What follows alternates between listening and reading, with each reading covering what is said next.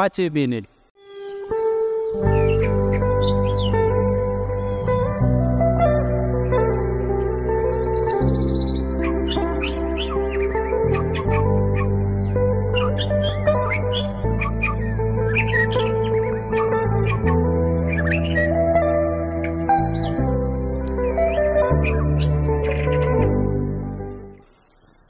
Jalan-jalan ke negeri Tibet, jangan lupa membawa selada.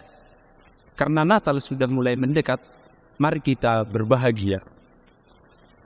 Saudara-saudara terkasih dalam Kristus, salam sejahtera untuk kita semua dan pace bene. Tidak terasa bahwa masa Natal akan semakin mendekat dan kita sudah memasuki Minggu Advent yang keempat. Kalau kita sungguh menyadari bahwa hari Minggu Advent yang keempat ini hanyalah sehari saja. Kalau menurut penanggalan liturgi, tepatnya 1 hari. Adapun dalam penanggalan biasa itu hanya sebanyak 18 jam. Namun, itu tidak menjadi suatu persoalan bagi kita. Justru semakin singkat masa Advent, maka kita akan merayakan Natal semakin cepat.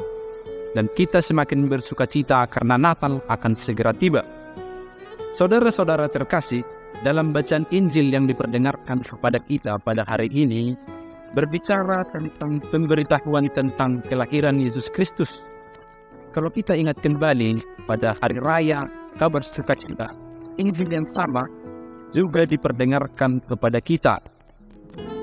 Perlu kita ketahui, Injil ini berbicara tentang inkarnasi dan bagaimana bersambungnya Yesus Kristus dari rahim Maria.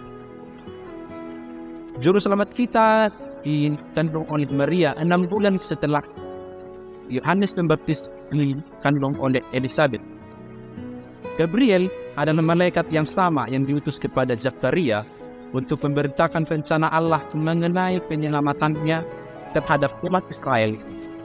Juga diutus untuk memberitakan karya mulia Allah dalam penyelamatan dalam diri Yesus Kristus. Dalam Injil hari ini diperdengarkan kepada kita sebuah ungkapan yang sudah sangat terkenal dan sangat familiar bagi kita, yang juga kita sebutkan setiap kali kita mendoakan doa Angelus, yaitu, "Aku ini hamba Tuhan, terjadilah padaku menurut perkataanmu." Maria adalah seorang perawan yang suci dan tidak bernoda yang dipilih Allah untuk menjadi ibu Tuhan. Ibu Kristus alias seorang perawan, karena Kristus tidak akan dilahirkan melalui cara kelahiran biasa, tetapi melalui mujizat. Ia memang harus dilahirkan dengan cara demikian sebagai sifat seorang manusia. Ia dilahirkan oleh seorang perawan yang sudah bertunangan dengan Yosef. Agar pernikahan yang merupakan suatu ikatan dalam kesucian status pernikahan, supaya tidak menjadi dipandang aib, lahirnya penebus kita dari seorang perawan yang dipilih Tuhan dari semula. Dari salam malaikat Tuhan kepada Maria sudah menunjukkan bahwa ia adalah seorang hamba yang dipilih, yakni dengan kata, "Salam hai engkau yang dipilih Tuhan, Tuhan menyertai engkau." Kata Yunani kecharitomene berarti membuat seorang dirahmati. Jadi salam itu mau menunjukkan bahwa Maria mendapat rahmat dari Tuhan, sebagaimana kata malaikat selanjutnya, yaitu, "Jangan takut, hai Maria, sebab engkau telah beroleh kasih karunia di hadapan Allah."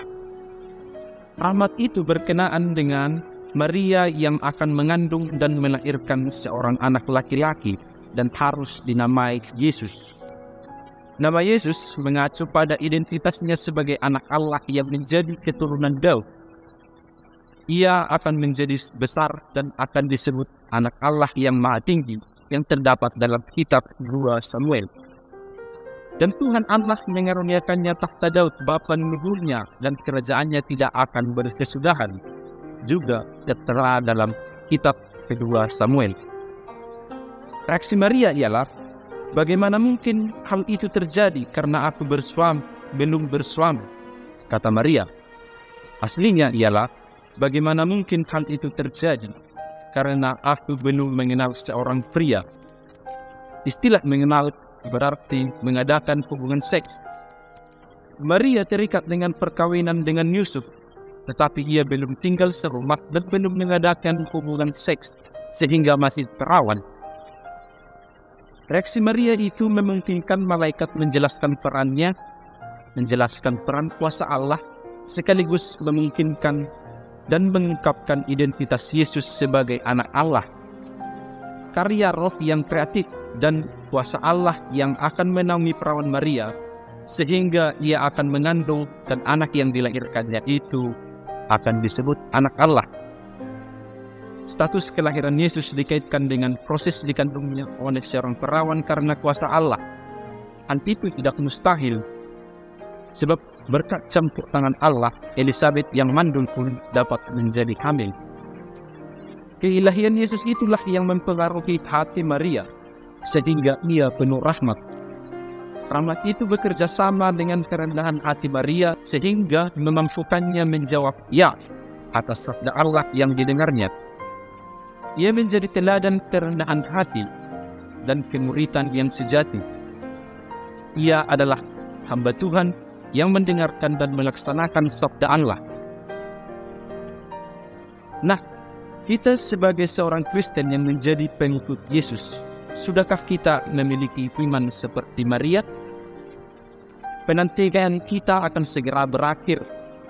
Yesus akan lahir. Sudahkah kita menerima kabar itu dengan sukacita dan berbahagia? Iman yang teguh akan membawa penghiburan atas pengharapan akan keselamatan. Yesus yang lahir membawa keselamatan bagi kita. Maka, mari kita mempersiapkan diri untuk menyambut kelahiran Tuhan. Janganlah kita lagi berkeluh kesah atas segala penderitaan yang kita alami, segala permasalahan yang kita alami, tetapi kita harus memasrahkan diri kepada kehendak Tuhan. Seperti kata Maria, "Aku ini hamba Tuhan, terjadilah padaku menurut perkataanmu." Amin. Pace e bene.